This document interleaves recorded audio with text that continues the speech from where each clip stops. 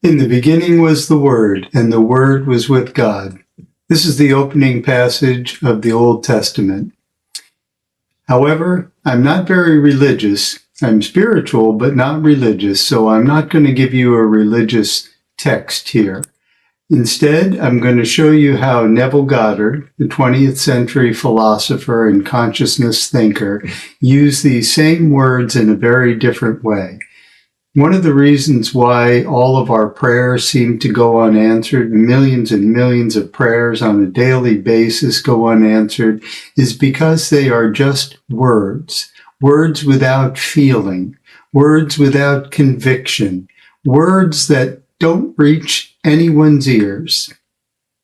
Hello, this is Life's Perfect Square, and my name is Edward Durante. I've read many different consciousness writers and philosophers of the 20th century, 19th century, and even all the way back to the ancient Greeks and to the Old Testament itself and the writers of the New Testament. Today we're going to talk about At Your Command, which is a very small, thin book, 72 pages, written by Neville Goddard sometime in the late 1950s, early 1960s, and it has much power in it. I've talked about it in past podcasts, but today I really want to use it to talk to you about how you can get all your dreams, all your wishes, all your desires in a very simple fashion. Simple, but difficult.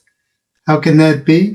Well, things are pretty simple in one way. For example, the Nike slogan, "Be like Mike." Well, we know it's very simple. You just be like Michael Jordan. Pretty difficult to be like Michael Jordan.